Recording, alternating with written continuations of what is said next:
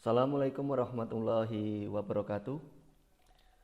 Kita ketemu lagi di mata kuliah bahasa pemrograman Python, yaitu pertemuan keempat.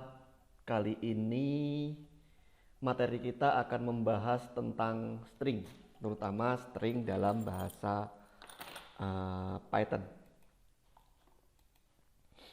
Nah, adapun CPMK atau capaian mata kuliah yang akan kita capai nantinya setelah perkuliahan ini berakhir atau pertemuan ini berakhir adalah sebagai berikut, yaitu mahasiswa mampu mendefinisikan string dalam pemrograman Python.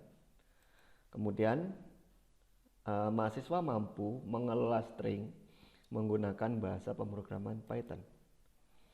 Nah, sebelum itu kita akan melakukan pretest terlebih dahulu. Ini adalah pretestnya. Yang pertama adalah jelaskan secara singkat definisi dari string. Kemudian sebutkan 3 perintah untuk mengelola string. Yang ketiga adalah tuliskan sintaks penggunaan operator subscript. Yang keempat, diberikan sebuah kata amikom. Nah, tampilkan beberapa jumlah hurufnya. Ini dalam pemrograman Python ya. Ini tampilkan kalau kata amikom itu jumlah hurufnya berapa. Ini tampilkan dalam bahasa Python. Kemudian yang terakhir adalah diberikan sebuah kalimat Universitas Amikom Purwokerto. Nah, tampilkan juga berapa jumlah kata dalam kalimat tersebut. Nah, ini nomor 4 dan nomor 5 ini seharusnya sama. Ini sama saja. Ini kalau bisa nomor 4, nomor 5 otomatis bisa. Nah, pretest ini kalian kumpulkan maksimal 10 menit. Bukan 10 menit lah, 15 menit setelah dibuka ya, mata kuliah ini dibuka. Nah, maksimal 15 menit setelah itu nanti kalian kumpulkan.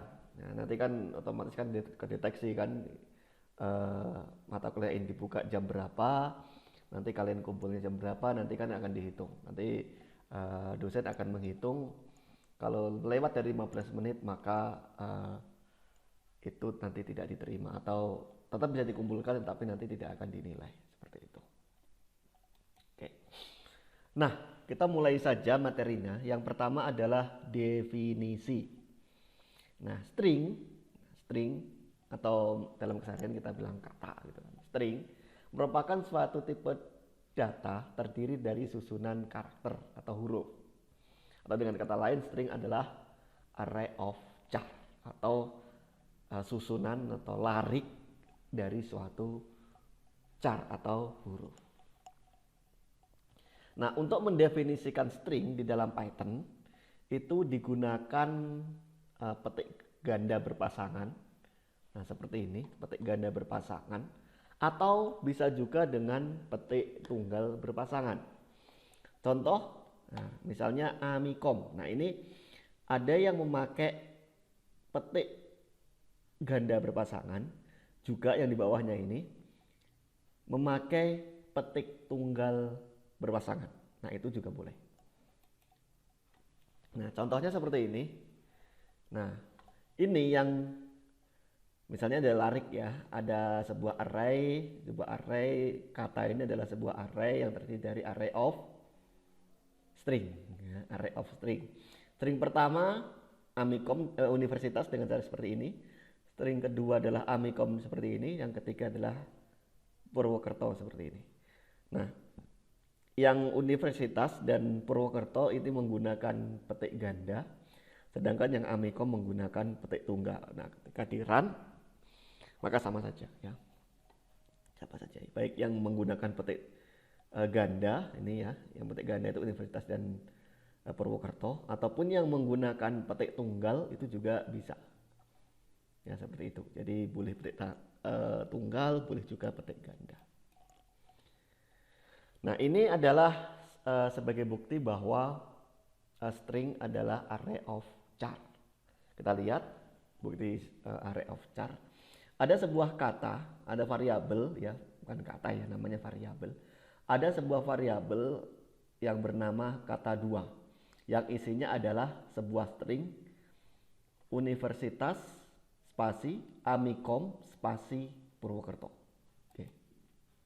Nah, ini adalah sebuah string ya, Universitas Amikom Purwokerto. Nah, ini kita bisa lihat ya kan? Ini adalah bukti bahwa dia adalah array of char. Kita lihat I ini menggambarkan dia ya, menggambarkan dia adalah indeks keberapa. Ya kan? Ini dari sampai ke indeks ke 29 kan. Nah, ini U kan, U ini. Kemudian kata kan U, kemudian ada N, kemudian ada I. Nah, artinya string ini terdiri dari string Universitas Amikom Purwokerto terdiri dari char U, char N, char I, char V, char E, char R, dan seterusnya sampai terakhir. Nah, ini adalah salah satu bukti bahwa string adalah array of char. Nah, ini bisa dilihat hasil dari printannya, print ini. Gunakan print supaya nanti bisa untuk memperjelas ya, untuk memperjelas bahwa string ini adalah sebuah array of char. Selanjutnya kita akan mempelajari tentang fungsi mengelola string. Nah, pertama adalah fungsi untuk mengakses char atau huruf dari string. Nah, satu huruf itu diwakili dengan indeksnya. Yang untuk mengakses hurufnya. Kalau untuk beberapa huruf itu variabelnya, kemudian indeks keberapa sampai indeks keberapa. Nah, contohnya adalah seperti ini. Ini adalah subscript atau ini adalah mengambil bagian dari script atau subscript. Subscript dari 12 sampai 18. Oke, saya ulang dulu ya. 12 sampai 18 ini adalah Amikom. Nah, silakan nanti dihitung sendiri ya. Universitas Amikom Purwokerto itu dari 12 sampai 18 ini adalah Amikom. Ini yang disebut dengan subscript, artinya dia mengambil bagian dari script. Nah, kemudian fungsi yang lain yaitu mengetahui panjang string. Nah, mengetahui panjang string ini sintaksnya adalah len, kemudian dari variabel yang mengandung string tersebut. Nah, keluarannya adalah berupa integer, ya termasuk spasi ya. Nanti termasuk spasi juga ikut dihitung. Nah, seperti ini, misalnya variabel JML huruf itu adalah len dari katanya adalah Universitas Amikom Purwokerto. Kemudian ditampilkan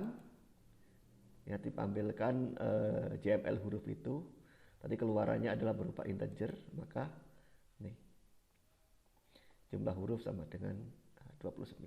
Ini termasuk dengan spasi ya, spasi itu juga dihitung. Jadi spasi juga dihitung sehingga ada 29. Nah, fungsi selanjutnya adalah update dari string. Nah, update dari string yaitu dia berfungsi untuk mereplace string dengan string baru, menimpa. Atau mereplace itu adalah menimpa. Nah, contohnya ini, misalnya ada variabel berisi Universitas Amikom Purwokerto. Nah, ini semula ya, ini variabel semula seperti ini. Kemudian di replace. Nah, tadi variabelnya Universitas Amikom Yogyakarta. Universitas Amikom Yogyakarta yang semulanya Universitas Amikom Yogyakarta. Kemudian ini apa ini? Ya, ini menampilkan semula sama dengan ini Universitas Amikom Yogyakarta. Kemudian kata Yogyakarta ini akan ditimpa menjadi Purwokerto ya. Anggaplah salah tulis gitu ya. Salah ketik sehingga Yogyakarta akan di replace menjadi Purwokerto. Maka caranya adalah dengan seperti ini. Dengan tanda kurung, kemudian mulai dari string keberapa yang akan di replace. Maka hasilnya akan seperti ini. Ya, hasilnya akan seperti ini. Universitas Amikom Yogyakarta berubah menjadi Universitas Amikom Purwokerto. Nah, seperti itu. Selanjutnya adalah menggabung string. Nah, menggabung string ini fungsinya adalah menggabungkan dua atau lebih string. Contoh, nih, ini gabungan dua saja ya, menggabungkannya dua saja. Bukan dua saja, yaitu string pertama berupa variabel kata 1, kemudian kata 2. Nah, kemudian kalau kita gabung tinggal nambahin ini aja, tanda plus gitu aja. Kemudian tinggal gabungan ini nanti. Jadi Amikom Purwokerto. Kok tidak ada spasinya? Ya memang di sini antara Amikom dan Purwokerto tidak dikasih spasi. Kalau pengen kasih spasi tinggal sebelum spasi ini sebelum P ini dikasih spasi, atau setelah M ini dikasih spasi. Nah, fungsi yang lain yaitu untuk cek apakah huruf atau kumpulan huruf ada dalam string. Nah, ini nanti keluarannya adalah boolean, yaitu true atau false. Nah, artinya untuk mengecek ada atau tidak. Nah, contohnya adalah ini, misalnya cek Amikom, in Amikom. Pakai in ya. A ini ada nggak dalam string Amikom? Nah, ketika dicek ternyata hasilnya adalah true, iya ada A di sini. Kemudian A huruf kecil ya, tadi kapital. Kalau kapital, yang non kapital A, non kapital di Amikom ternyata false ya, karena memang tidak ada. Kemudian ini dibalik pakai not in, ini operator boolean ya. Ada not, ada or, ada and, ada sor, nah, misalnya dan sebagainya. Nah, ini pakai not. Not itu ada A. Ketika dia kan seharusnya ada, karena di not kan, jadi kan true kan. Ketika di not kan menjadi false. Ini false, ketika di not kan menjadi true.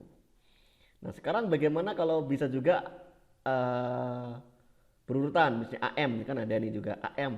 Jadi Amikom, AM-nya ada di sini kan, berarti true. Terus kemudian kalau AI misalnya, kalau AI nggak ada karena ini tidak berurutan.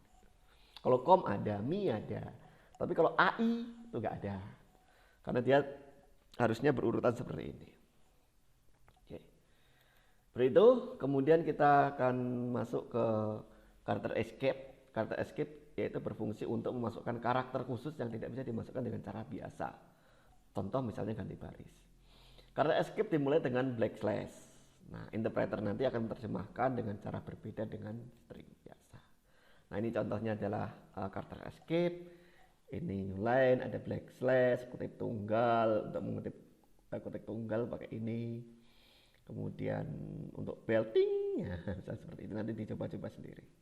Untuk karakter hexadesimal seperti ini. Oktal seperti ini. Oke. Nah, ini contohnya seperti ini. Misalnya kita tulis ini adalah baris pertama dan ini baris 2. Nah, ketika dia harus turun pakai backslash n. N itu dia akan turun. Nah, ini adalah untuk karakter hexadesimal seperti ini. Ketika ada tulisan 48 ini adalah H, E, ini X. Seperti itu. Ini contoh karakter escape. Oke, kesimpulannya dari materi ini adalah string merupakan sebuah array of character, kemudian operator subscript itu menggunakan tanda kurung seperti itu, kurung seperti ini. Kemudian terdapat karakter khusus yang tidak bisa dioperasikan dengan cara biasa yang disebut dengan karakter escape. Perkuliahan kali ini kurang lebihnya mohon maaf dan saya tutup materi kali ini. Assalamualaikum warahmatullahi wabarakatuh.